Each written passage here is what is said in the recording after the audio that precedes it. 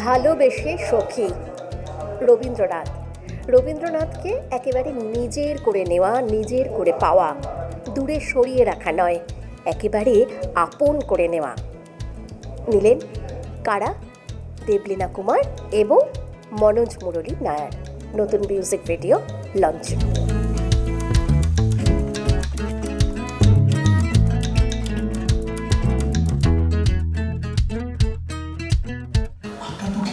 শুনবো না, অনেক বাবুর বাবার বাড়ি সে দেখা যাবে, নামকরণের সময় লাগে। আমার জানা সাহিত্য থেকে একটি লাইন মনে পড়তে কিন্তু সময় লাগে। লাইনটা কি বলুন না। জন ডনের লেখা, পড়েছেন নিশ্চয়ই। For God's sake, hold your tongue and let me laugh. স্পষ্ট করেই যেন শুনতে পাচ্ছি বাংলায় এই লেখাটি।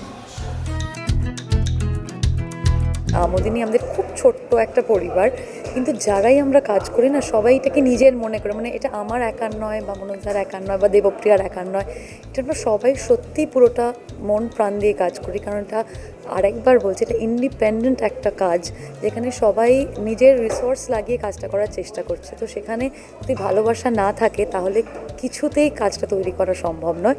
এবং ওই একটাই চেষ্টা, একটাই বার্তা দেওয়া, পৌঁছানোর আমরা চেষ্টা করছি যে ভালোবেসে কাজটা দেখুন। রবীন্দ্রনাথ এমনি ছড়িয়েই আছেন, মানে ভালোভাবে হোক খারাপভাবে হোক, কিন্তু রবীন্দ্রনাথ আছে, বাঙালির জীবনে আছে, দৈনন্দিন জীবনে আছে। কিন্তু আমাদের এই কাজটা হয়তো একটা নতুন ঢেউ তুলছে বা একটা নতুন তরঙ্গ তুলছে। আমি এটাও জানি যে এটা দেখে আরও অনেকেই মানে ইন্সপায়ার্ড হবে এবং এই ধরনের কাজ করতে উৎসাহী হবে। তো আগে থেকেই সেগুলো বোঝাই যায়।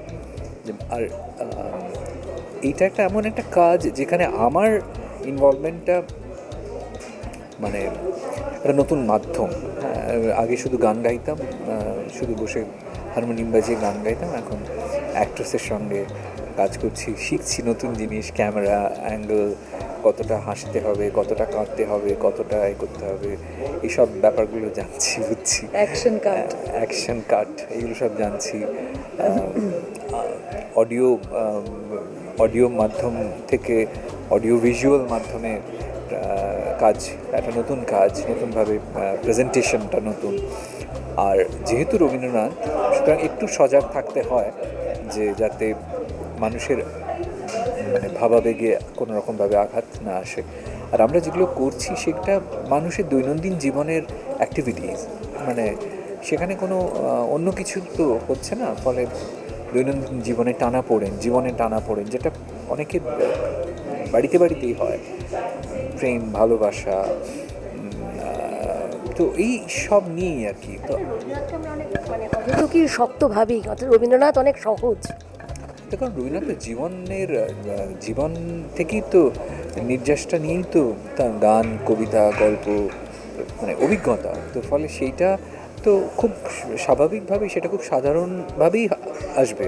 হয়তো সাহিত্যের নিরিখে সেটা হয়তো অনেক সত্য কথা, অনেক শক্ত শব্দ ব্যবহার হয়েছে, বাংলা শব্দ, কিন্তু ঘটনাটা তো আজও এক। সেই জন্যই তো রবীন্দ্রনাথ প্রাসঙ্গিক। রবীন্দ্রনাথকে প্রতিদিনের আমাদের কাজের মধ্যে মিলিয়ে নেওয়া আর ভালোবাসার সঙ্গে একেবারে জড়িয়ে ফেলা।